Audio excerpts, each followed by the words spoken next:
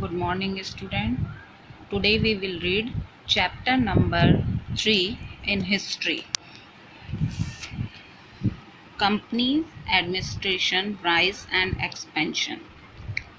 The Act of Parliament. The East India Company, being permanently a private company, could not really become a political ruler, so it was felt that the British government should control the basic policy of the company's Indian administration. East India company कोई जो थी वो एक private company थी और ये एक political ruler नहीं थी। इसलिए इन्हें एहसास हुआ कि ब्रिटिश कंपनी को बेसिक पॉलिसी पर और इंडियन एडमिनिस्ट्रेशन पर कंट्रोल करना चाहिए, which was becoming increasing corrupted. The control over the company was established through various acts by the British government. और इसलिए ये जो कंपनी थी ये भ्रष्टाचार से युक्त हो गई और कंपनी को कंट्रोल करने के लिए इन्होंने विभिन्न प्रकार के ब्रिटिश गवर्नमेंट ने एक्ट लगाए. The regulating act of 1773 was the first step in this direction. और जो रेगुलेटिंग एक्ट 1773 था वो इस डायरेक्शन, इस दिशा का फर्स्ट स्टेप था. Later a new act, the Pitt India Act 1784 was passed to improve upon the regulating act. इसके बाद पिट इंडिया एक्ट 1784 में लागू किया गया, जो कि रेगुलेटिंग एक्ट का ही एक इम्प्रूव रूप था. The Act of 1786 brought about more changes which gave the Governor General the right of overrule his council. और जो 1784 में जो एक्ट आया उसमें बहुत से गवर्नर जनरल ने बहुत से चेंजेस किए जिससे कि उसके परिषद के अधिकार ओवर रूल हो सके. The charter act of 1813 abolish the company monopoly of Indian trade and open trade get for all. Charter act 1813 को समाप्त करके कंपनी ने जो है मोनोपोली ऑफ इंडियन ट्रेड के लिए सारे दरवाजे खोल दिए व्यापार के. British person in this way, through the various act of parliament, the East India Company was brought under the British government. और इस तरह से जो पार्लियामेंट के इन एक्टों के द्वारा ईस्ट इंडिया कंपनी जो थी वो ब्रिटिश गवर्नमेंट के अंडर हो गई. Administrative structure. The British divide the territory they owned in India into provinces. British ने जो ब्रिटिश सरकार ने प्रदेशों को प्रांतों में डिवाइड कर दिया. The provinces were further divided into district और प्रांतों को डिस्ट्रिक्ट में डिवाइड करा. Each province was administrated by the governor. और जो प्रत्येक प्रांत था वो गवर्नर के अंडर आने लगा. The overall control rested with the governor general who act as the head of the entire administration. और जो सारा कंट्रोल था वो गवर्नर जनरल के हाथ में हो गया क्योंकि जो वही था वो पूरे एडमिनिस्ट्रेशन का हेड था. ए कंट्रोलर और district magistrate was the head of the district. और डिस्ट्रिक्ट मजिस्ट्रेट था वो डिस्ट्रिक्ट का हेड हो गया. His duty was to supervise revenue collection and all over administration of the district. और जो उसका वर्क था वो था कि रेवेन्यू कलेक्शन को सुपरवाइज करे और जितना भी एडमिनिस्ट्रेशन है डिस्ट्रिक्ट का उसको सुपरवाइज करे. The daily administration was carried out by 4 agency. जो डेली एडमिनिस्ट्रेशन था वो 4 एजेंसियों के द्वारा चलाया जाता था. The civil service for general administration, the army to protect the territory held by the British in India, or the policy to maintain law and order to ensure peace, the judiciary to provide justice. Civil service के लिए general administration था. Army का work था कि वो प्रदेशों को protect करे और पुलिस का वर्क था कि वो मेंटेन करे लॉ ऑन ऑर्डर को, और जुडिशरी का वर्क था कि वो लोगों को न्याय प्रदान करे। Revenue collection system, parliament settlement. The settlement of parliament system settlement was introduced by Lord Cornwallis in 1793। जो पार्लियामेंट सेटलमेंट था वो लॉर्ड कॉर्नवालिस के द्वारा 1793 में इंट्रोड्यूस किया गया। According to this system the landlord और zamindar get the hereditary right over land while the farmer was reduced to the status of tenants। इस सिस्टम के द्वारा जो लैंडलॉर्ड और जमींदार थे वो वंशानुगत उन्हें राइट प्राप्त था, जबकि जो जमींदार था उसका जो स्टेटस था वो रिड्यूस होता जा रहा था फार्मर्स का। The tenants lost the right to use the pasture of forest land, irrigation canal and fishing ponds. और जो किराएदार थे उनका जो फॉरेस्ट लैंड और इरिगेशन और फिशिंग पॉन्ड पर जो अधिकार था वो धीरे धीरे समाप्त होता जा रहा था। द जमींदार हैड टू पे a fixed amount of land revenue. जमींदार को एक फिक्स्ड अमाउंट लैंड रेवेन्यू का देना पड़ता था every year to the company, even if they were advise condition such as flood, drought. चाहे उन्हें हर वर्ष ये लैंड रेवेन्यू देना पड़ता था, चाहे बाढ़ आ जाए या सूखा पड़ जाए। इफ़ दे फेल टू पे land revenue there land should be accounted of. अगर वो ये लैंड रेवेन्यू देने में असमर्थ होते थे, फेल हो जाते थे, तो उनकी ज़मीन को नीलाम कर दिया जाता था। The land revenue was fixed as रफली 50% ऑफ द टोटल प्रोड्यूस। और जो लैंड रेवेन्यू था वो जो भी टोटल प्रोडक्शन उस लैंड पे होता था उसका 50% था। The impact of permanent settlement. The permanent settlement affected many lives. It was beneficial for the company but not for the farmers। जो परमानेंट सेटलमेंट था वो उससे बहुतों का जीवन अफेक्टेड हुआ, और ये केवल कंपनी के लिए ही बेनिफिशियल था, बल्कि फार्मर्स के लिए नहीं। Assured income for company. The system ensured them a fixed and regular income without taking the trouble to collect it from each and every farmer। ये जो इनकम थी ये एक रेगुलर इनकम थी कंपनी की, जिसमें कि उसे कोई भी परेशानी नहीं होती थी। New landlord. The zamindar become the hereditary owner of the land. जो जमींदार थे वो उसके एक वंशानुगत ऑनर बन गए थे। दे कुड नो सेल और lease the land as they wished since. और वो उस ज़मीन को कभी भी सेल कर सकते थे या लीज पर दे सकते थे जब भी उनकी इच्छा हो। Since these new lander had no agriculture background. और इसके बाद जो नए लैंडलॉर्ड होते थे उनका कोई एग्रीकल्चर बैकग्राउंड नहीं होता था। They were only interested in making profit. वो केवल अपने प्रॉफिट को बढ़ाने के लिए ही उसकी लैंड में इंटरेस्टेड थे। Condition of peasants. किसानों की जो कंडीशन थी। The farmer lost their right to land and had to pay very high revenue even if the crop failed। Farmer जो थे वो अपने अधिकारों को खो चुके थे, लैंड के अधिकारों को, क्योंकि उन्हें बहुत हाई रेवेन्यू देना पड़ता था चाहे उनकी फसल जो है वो बर्बाद भी हो जाए। Reduce productivity. The method of cultivation remained backward and the productivity dropped with each passing year। The failure of monsoon and improper irrigation faculty forced many farmers to leave their land and migrate to other region।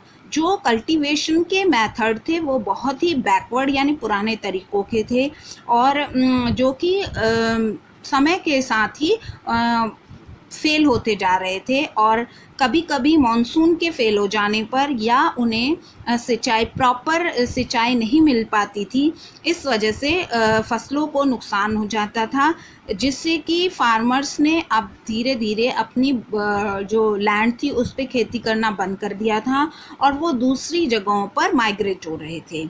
Rotwari settlement. The Rotwari settlement covered Bombay and Madras Presidency uh, accounting for 51% of the company territories. रॉटवारी जो system था वो बॉम्बे और Madras presidency में लगाया गया और इसमें 51% जो थे वो कंपनी प्रदेश थे।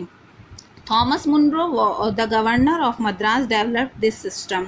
थॉमस मुनरो जो कि मद्रास के गवर्नर जनरल थे, उनके द्वारा ये सिस्टम लागू किया गया। So it is also called as the Munro system, इसलिए इसे मुनरो सिस्टम भी कहा जाता है।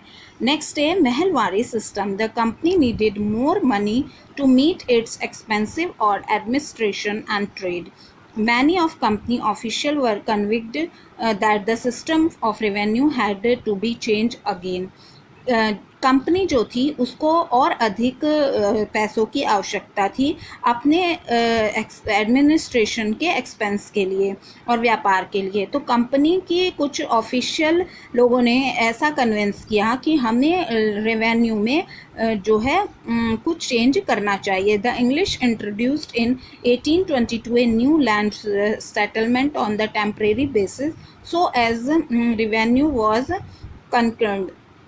इंग्लिश ने उस समय 1822 में एक न्यू लैंड सेटलमेंट को इंट्रोड्यूस किया जो कि बहुत ही चिंतापूर्ण विषय था। Under this system mahal was created community blocks.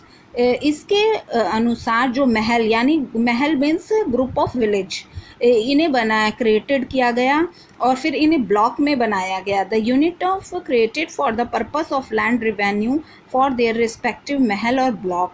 और इस तरह से जो महल और ब्लॉक की जो यूनिट से उन्हें लैंड रेवेन्यू देना था।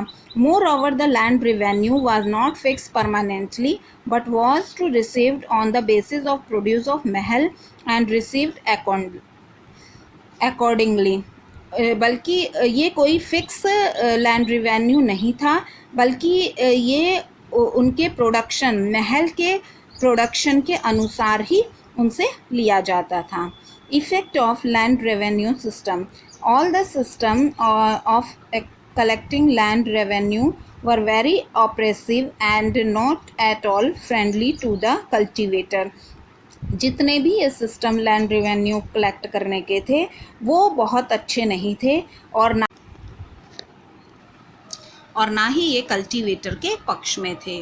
Permanently settlement created a class of land lord who ruined the peasantry. Permanent settlement से एक नए लैंडलॉर्ड क्लास का रूइनमेंट्स समाप्त हुआ। Zamindar took no interest in the development of land. और जमींदार जो थे वो लैंड के डेवलपमेंट में कोई इंटरेस्ट नहीं लेते थे। The land revenue to paid by the peasant was not fixed as depend on the whims of the landlord who had the right to eject the peasant from their land. Land revenue जो था वो peasant के peasant means किसान, उन्हें paid करना चाहिए पड़ता था और ये डिपेंड होता था कि लैंडलॉर्ड की सनक के अनुसार यानी उसकी मर्जी के अनुसार कि वो कितना भी ले, और उसकी लैंडलॉर्ड की इच्छा होती थी तो वो पीसेंट को उसकी ज़मीन के अधिकारों से भी बेदखल कर देता था। To avoid ejection from land the peasant had to borrow money from the money lender mahajan. और इस बेदखली से को अवॉइड करने के लिए ही जो किसान थे वो मजबूर हो जाते थे महाजन से उधार लेने के लिए। Commercialisation of agriculture. Commercialization of agriculture simply means that a peasant grow more than he and his family can consume by selling or rest in the market. Commercialisation agriculture का मीन्स था कि जो जो किसान थे वो इतना कोई फसल को बोएं, प्रोड्यूस करें कि जिससे उनकी फैमिली भी कंज्यूम कर ले और उसके बाद उसको मार्केट में भी बेचा जा सके. It usually happen in the economy where the land revenue is collected in cash rather than as a part of produce, जिससे कि उनकी लैंड रेवेन्यू जो था वो भी उस जो कैश उन्हें मिले उससे वो उस लैंड रेवेन्यू दे सके. इंडिको cultivation. Indigo was a major item of international trade from the 16th to the late 19th century. Indigo जो था वो एक मेजर आइटम था इंटरनेशनल ट्रेड का 16 to 19th century. It was used by the cloth manufacturer to dye cloth. और इसको जो था ये डाई करने के लिए कपड़ों के यूज़ होता था. Indian indigo was in great demand in British and other European country due to increase in cotton production after the Industrial Revolution. Industrial revolution के बाद यूरोपियन कंट्रियों में इंडियन इंडिगो की मांग जो थी वो बहुत अधिक बढ़ गई थी. Indigo could be produced in Bengal in large quantity because of the ample cheap labor. इंडिको जो था वो बंगाल में सबसे ज़्यादा उगता था क्योंकि वहाँ पर प्रचुर मात्रा में सस्ते कर्मचारी मिल जाते थे. Beside the indigo was excellent beside the ample cheap labour available there. वहाँ पर जो थे बहुत आसानी से सस्ते मजदूर मिल जाया करते थे. Beside the quality of indigo was excellent. और जो इंडिको की क्वालिटी थी वो बहुत ही अच्छी थी. So the EEIC began to look for way to bring large areas in Bengal under indigo cultivation.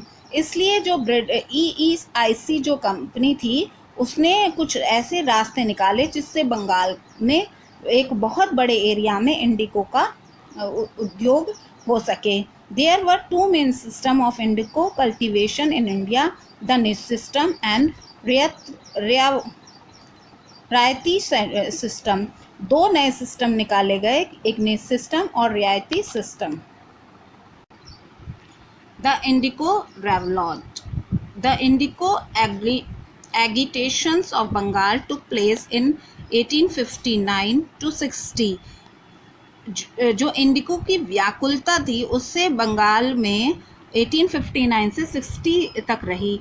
It was one of the largest revolt of farmer. और इससे जो है किसानों में एक बहुत बड़ी क्रांति आई. The riot spread the Chhapra and Darbhanga in Bihar. और जो क्रांतिकारी थे वो छपरा और बिहार में फैल गए. The farmer refuse to sow indigo on their land. और किसानों ने अपनी भूमि पर इंडिको को बोना रिफ्यूज कर दिया, मना कर दिया. They attack the indigo factory and the gumashta of agent of the planter were beaten up. जिससे कि इंडिको फैक्ट्री और जो एजेंट थे गुमाश्ता के वो बुरी तरह उन्हें क्षति हुई. The widespread nature of the rebellion forced the government to act immediately. और इस तरह के विद्रोह से गवर्नमेंट पर दबाव पड़ा कि वो इसके लिए एक जल्दी से एक्ट बनाए. It set up the Indigo Commission to look into the system of indigo production and suggested changes. और इससे क्या हुआ कि इंडिको जो कमीशन जो इसे देख रहा था उसको जल्दी ही इसके प्रोडक्शन और इसके कार्य में कुछ चेंज करने पड़े.